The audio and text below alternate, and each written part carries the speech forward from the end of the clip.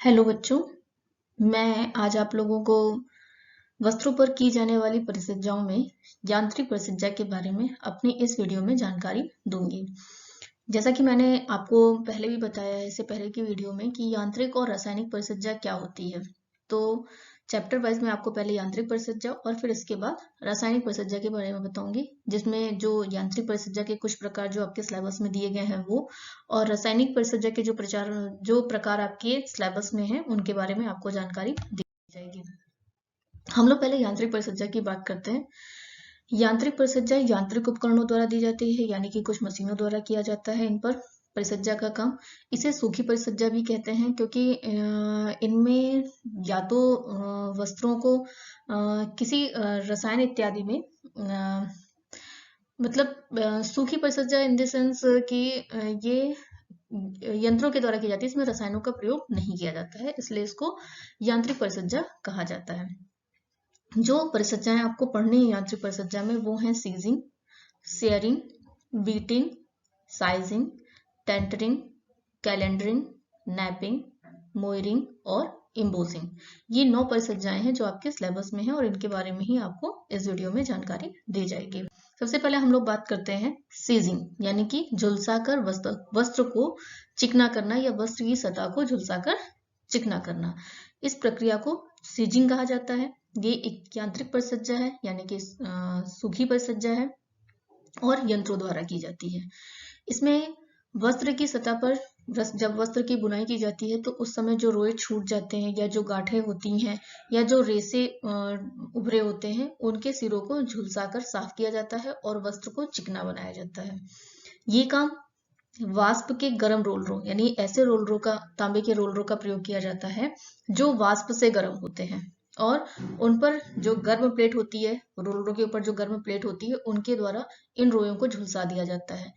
इन जो वस्त्र होता है इन वस्त्रों को गर्म रोलरों के ऊपर से तेजी से गुजारा जाता है, जिससे उन पर जो वस्त्र पर जो रोए होते हैं या जो रेसे होते हैं जिनके छोटे छोटे सिरे होते हैं वो झुलसकर समाप्त हो जाते हैं और जो आगे बढ़ा हुआ यानी रोलरों से जो आगे बढ़कर वस्त्र जाता है उसकी जो सतह होती है वो चिकनी हो जाती है, उस पर उभरी हुई गांठ, रोए या रेसे वो सब झुलसकर समाप्त हो जाते हैं। तो वस्त्र की सतह से रोयों को, रेसों को, छूटे हुए और गांठों को दूर करना जो है वो सीजिंग कहलाती है, यानी झुलसाकर वस्त्र को चिकना करने की परिचर्या कहलाती है। अब बात आती है दूसरी परिचर्या की, दूसरी यांत्रिक परिचर्या। इसे शेयरिंग कहते हैं, यानी कि कटाई तथा ब्रशिंग। ये काम बिल्कुल वैसे ही होता है जैसे गार्डन में आपने कभी घास काटने वाली मशीन को देखा होगा कि एक सिलेंडर नुमा रोलर होता है जो जमीन पर चलता रहता है और जो घास होती है वो कटती जाती है और ब्रश द्वारा वो साफ होती रहती है। ठीक यही काम वस्त्र पर किया जाता है। एक ही मशीन में ब्लेड और ब्रश दोनों ही चीजें फिट होती हैं और इन्हीं के द्वारा वस्त्र की सतह पर चिपके हुए रोए और छोटे छोटे रेसों को काटकर या जो गांठें होती हैं उनको काटकर झाड़कर साफ कर दिया जाता है। यानी कि एक तरफ जब रोलर चलता है तो पहले वो रोलर का जो ब्लेड होता है वो ब्लेड क्या करता है, इन रेसों को, इन रोयों को काटता जाता है और उसी मशीन में लगी हुई जो ब्रश होती है वो उन रोयों को और रेसों को झाड़ती जाती है, जिससे ये दोनों ही काम एक साथ वस्त्र पर होते जाते हैं और वस्त्र साफ हो जाता है। तो शेयरिंग में जो वस्त्र होते हैं उन पर उठे हुए रेसों को या रोयों को काटा और झाड़कर साफ किया जाता है। तो ये दोनों यांत्रिक परिचर्याएं सीजिंग और शेयरिंग। सीजिंग यानी झुलसाकर सतह को चिकना करना, शेयरिंग यानी कटाई और ब्रशिंग के द्वारा वस्त्र की सतह को साफ करना। अब आते हैं हम लोग तीसरी यांत्रिक परिचर्या, जैसे कि बीटिंग कहा जाता है। बीटिंग अर्थात कुटाई, यानी कि कूटना। ये काम करघे के द्वारा जब वस्त्र बुनकर सामने आता है, जब करघे से वस्त्र उतारा जाता है और जब उसको देखा जाता है तो वो वस्त्र खुरदुरा दिखाई देता है, यानी कहीं पर उसमें उभार होता है, कहीं वो एकदम चिपका होता है और कहीं पर कड़ा होता है, बीच बीच में उसके जालियां दिखती हैं। यानी कि जब बुनाई होती है और जो बुनाई के समय जो रीड होता है, यानी कि जो रेसों को चिपकाने का काम करता है, वो अगर कहीं पर ढीला और कहीं पर बहुत तेज पड़ गया है तो उससे कुछ वस्त्र में छेद से दिखने लगते हैं, यानी कि झीना कपड़ा दिखता है। तो जो बीटिंग की प्रक्रिया होती है इसके द्वारा क्या किया जाता है कि वस्त्र की सतह को सघन, चिकना और चमकदार बनाया जाता है। ये काम कैसे करते हैं?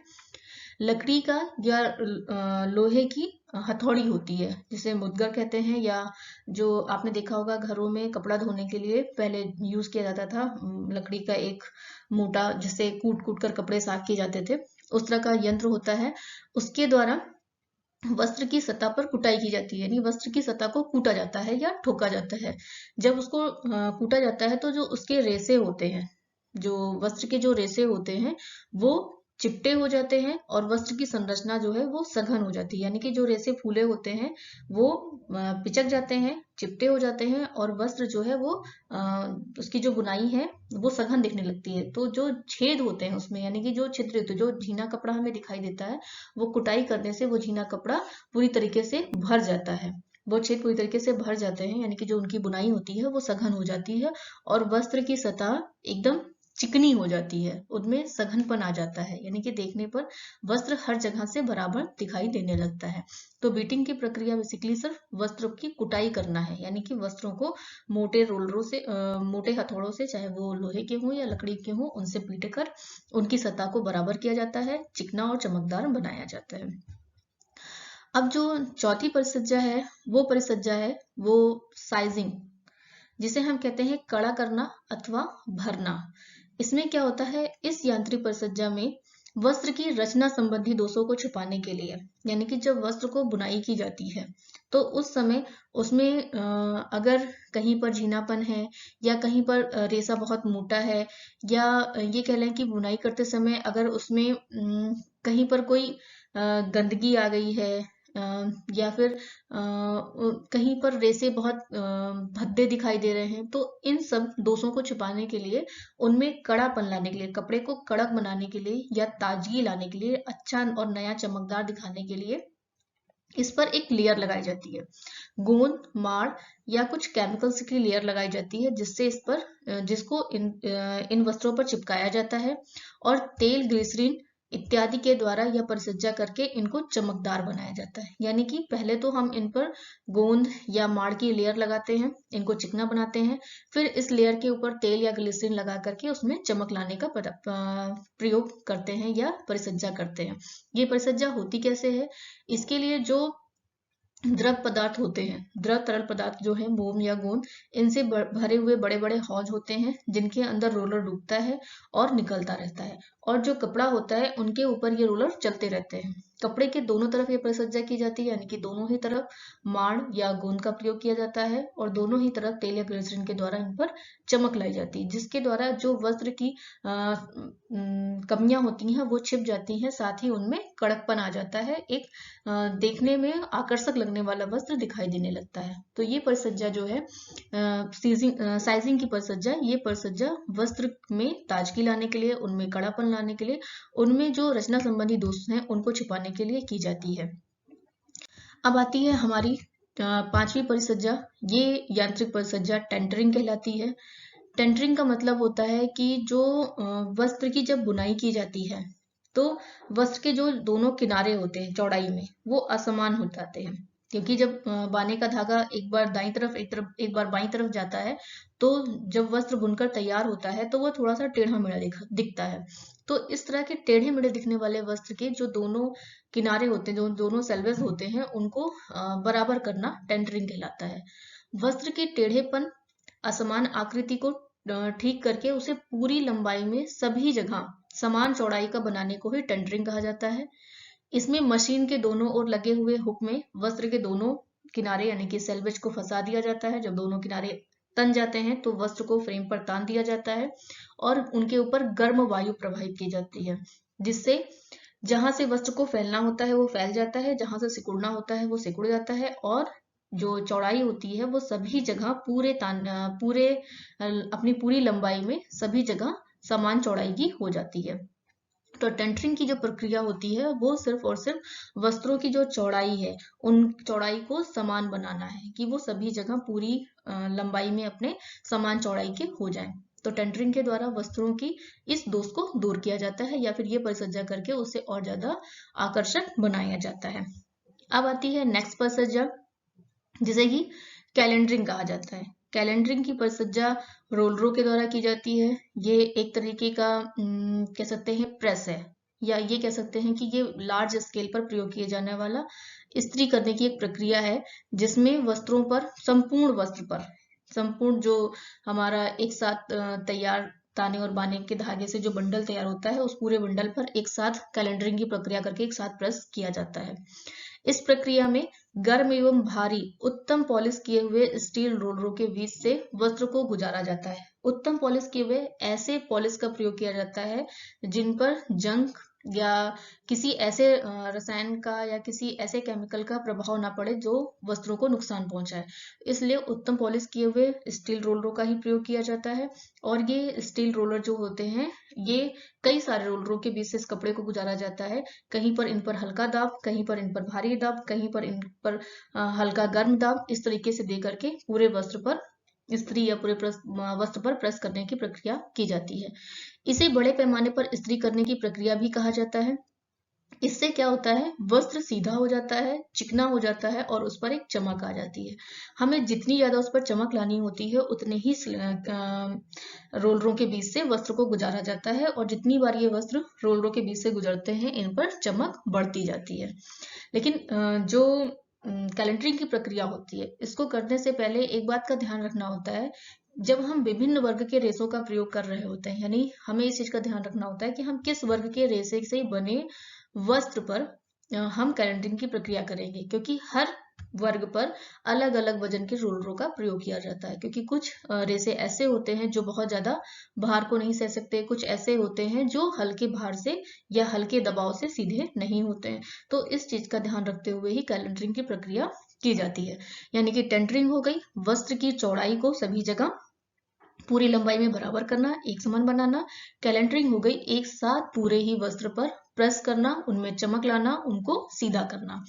ये दोनों यांत्रिक परिसज्जाएं, टेंडरिंग और कैलेंडरिंग, वस्त्र को सीधा करना और वस्त्र को चिकना और चमकदार बनाना के लिए की गई है। इसके बाद जो सातवीं यांत्रिक परिसज्जा है, उसको नैपिंग कहते हैं। नैपिंग अर्थात रोएं उठाना। ये प्रक्रिया बेसिकली ऐसे वस्त्रों पर की जाती है जिनको हल्का रोएदार बनाना होता है। यानी कि इसमें कांटेदार रोलरों का प्रयोग किया जाता है और वस्त्र की पूरी सतह पर रोए उठा दिए जाते हैं। जो रेशे होते हैं, उनको थोड़ा थोड़ा थोड़ा थोड़ा करके जब बुनाई की जाती है, तो बुनाई करने के बाद उन पर नैपिंग की प्रक्रिया की जाती है और उस रेशों को ऊपर उठा दिया जाता है कांटेदार रोलरों की सहायता से। जब ये रेशे ऊपर उठ जाते हैं, तो कहीं पर रेशा ज्यादा लंबा, कहीं पर छोटा, कहीं पर बहुत छोटा, अनेक आकृति का होता है। रोए उठाने के बाद इन्हें समान ऊंचाई में काटा और छाटा जाता है। यानी कि फिर इनको एक ऐसी मशीन के बीच से गुजारा जाता है जहां पर समान आकृति के कैंची, समान आकृति के रोए लाने के लिए इनको कैंची से इनकी सतह पर उठे हुए रोयों को काटा जाता है। और जब इन रोयों को काट दिया जाता है, तो जो इनकी सतह होती है उस पर उभरे हुए रोए, यानी कि फूले फूले से रोए दिखाई देने लगते हैं। ऐसे वस्त्रों के साथ एक अच्छा गुण ये होता है कि ये जल को, यानी कि ज्यादा एब्जॉर्ब करने की क्षमता इनके अंदर आ जाती है। ये पानी को अपने अंदर थोड़ा रोक लेते हैं। जो रोएदार वस्त्र होते हैं, ये वस्त्र बेसिकली तौलिया बनाने के लिए प्रयोग किए जाते हैं, या फिर ऐसे वस्त्रों को, जैसे सोफा कवर हुआ, या ऐसे वस्त्रों को बनाने के लिए किया जाता है जिनसे हमें जिनको हमें आकर्षक बनाना हो, यानी कि जो देखने में आकर्षक हो, लोगों को अपनी ओर खींचे। कभी कभी पहनने योग्य वस्त्रों में ऐसी परिसज्जा दे करके वस्त्र में फैशन शैली को निखारा जाता है या उसकी फैशन शैली को बढ़ाया जाता है। कुछ ऐसे वस्त्र बनाए जाते हैं जिसमें कुछ ही क्षेत्रों में ये परिसज्जा की जाती है। कुछ ऐसे वस्त्र बनाए जाते हैं जिसमें पूरे के पूरे वस्त्र पर नैपिंग की परिसज्जा की जाती है, यानी कि पूरे के पूरे वस्त्र पर ही रोए उठाए जाते हैं। तो जो नैपिंग परिसज्जा है, इसमें वस्त्र की सतह पर पहले कांटेदार रोलरों की सहायता से रोए उठाए जाते हैं। फिर इन रोलरों को समान ऊंचाई में काट छाट कर बराबर कर दिया जाता है, यानी हर जगह पर पूरी लंबाई और पूरी चौड़ाई में जो रोए हैं एक समान आकृति के दिखाई देते हैं। नेक्स्ट जो परिसज्जा है, वो से मोयरिंग परिसज्जा कहते हैं। ये आंतरिक परिसज्जा एक तरीके का नमूना अंकित करती है। एक तरीके का कह सकते हैं कि चित्र बनाती है वस्त्र के ऊपर, और ये नमूना ऐसा होता है जैसे कि पूरे वस्त्र पर पानी की लहर चल रही हो, जिससे संपूर्ण वस्त्र की सतह पर जल की लहरों के सदृश विवरण चिन्ह बन जाते हैं, यानी कि ऐसा लगता है जैसे कोई नदी बह रही हो, इस तरह की परिसज्जा पूरे वस्त्र पर हो जाती है। और इसका ऐसा बनने पर जो सबसे अच्छा गुण इस वस्त्र का होता है वो ये होता है कि इसमें एक अनोखी चमक आती है, यानी कि जब प्रकाश की किरणें इन लहरों पर पड़ती हैं तो वो रिफ्लेक्ट होती हैं और जो चमक है उस वस्त्र की चमक को और बढ़ा देती हैं। जब ये परिसज्जा वस्त्र पर की जाती है, इसके बाद इन लहरों के बीच में बारीक बारीक रेखाएं बनाई जाती हैं, जो इस प्रकाश की जो चमक है, यानी जो प्रकाश उस पर पड़ता है, जो चमक उनमें आती है, उनको और ज्यादा बढ़ा देती है। तो मोयरिंग की परिसज्जा वस्त्र पर पानी नुमा लहर की आकृति बनाना है। और ये इस परिसज्जा का उद्देश्य सिर्फ इतना होता है कि जो वस्त्र है उसको आकर्षक बनाया जाए, या उसका जो आकर्षण है वो बढ़ाया जाए। तो नैपिंग की परिसज्जा के द्वारा वस्त्र पर रोए उठाए जाते हैं। मोयरिंग की परिसज्जा के द्वारा वस्त्र पर पानी या जल के सदृश लहरें बनाई जाती हैं। जल की लहरों के सदृश विवरण चिन्ह बनाए जाते हैं, यानी लहरों जैसी संरचना दिखती है, जिन पर उनमें एक अनोखी चमक आ जाती है। अब हम लोग बात करते हैं नौवीं यांत्रिक परिसज्जा की, जो है इम्बोजिंग। इम्बोजिंग यानी कि नक्काशी करना या वस्त्र पर ऐसे नमूने अंकित करना जिनसे वस्त्र और ज्यादा आकर्षक लगने लगे। क्योंकि परिसज्जा की ही इसलिए जाती है ताकि वस्त्र जो है वो आकर्षक बने, या वस्त्रों की जो डिमांड है वो और ज्यादा बढ़ सके, या वस्त्र जो है वो अन्य वस्त्रों से अलग दिखाई दे सके। तो सर्वप्रथम वस्त्र की इस परिसज्जा में वस्त्र की सतह पर रासायनिक रॉल को जमाया जाता है, यानी जो रासायनिक गोंद होता है या जो मोम या इत्यादि चीजें होती हैं उनको वस्त्र की सतह पर चिपका दिया जाता है, अच्छे से जमा दिया जाता है। इसके बाद इनके ऊपर नमूने अंकित भारी गर्म रोलरों को दबाव डाला जाता है या दबाया जाता है, जिससे इन पर नमूने अंकित हो जाते हैं। अब क्या होता है कि जब हमने वस्त्र की सतह पर गोंद या मोम लगा दिया है, उसके बाद हम लोग क्या करते हैं, जो हम यहाँ पर रोलर यूज करते हैं, जो सिलेंडर यूज करते हैं, उन सिलेंडरों के ऊपर जैसी हमें आकृति वस्त्र पर बनानी होती है वैसी आकृति उसमें उभरी होती है, और उन आकृतियों में अलग अलग रंग भी भरे होते हैं, या अगर हमें एक जैसे रंग का प्रयोग करना है तो एक जैसे रंग होंगे। और जब उसको हम वस्त्र की सतह पर गुजारते हैं तो दबाव के साथ, तो वैसे ही डिजाइन उस वस्त्र पर बनती चली जाती है, उसी रंग की वो डिजाइन बनती चली जाती है, जैसे ही आजकल दीवारों पर वॉल पेंटिंग की जाती है, वही सेम प्रोसेस यहाँ पर इम्बोजिंग या नक्काशी में किया जाता है। तो इससे वस्त्र की सतह पर जो नमूने हम चाहते हैं या जो नमूने उस सिलेंडर में होते हैं वो अंकित हो जाते हैं। यह परिसज्जा ऊनी वस्त्रों के अतिरिक्त अन्य सभी वस्त्रों पर की जाती है। सिर्फ ऊनी वस्त्र एक ऐसे वस्त्र हैं जिन पर इम्बोजिंग की प्रक्रिया परिसज्जा नहीं की जाती है, बाकी सभी प्रकार के वस्त्रों पर इम्बोजिंग की परिसज्जा की जा सकती है। तो ये सारी जो 9 परिसज्जा हैं ये आपके सिलेबस में है, और इन सभी परिसज्जाओं के बारे में जितना हो सकता था मैंने आपको बता दिया है। इसके अलावा भी अगर आपको कहीं पर कुछ समझने में दिक्कत हो, या कोई शॉर्ट क्वेश्चन जो इसका बन रहा हो और आपको उसका आंसर ना समझ में आ रहा हो, तो आप मुझसे पूछ लीजिएगा। आगे आने वाली वीडियो में मैं आपको रासायनिक परिसज्जा के बारे में भी बता दूंगी। धन्यवाद।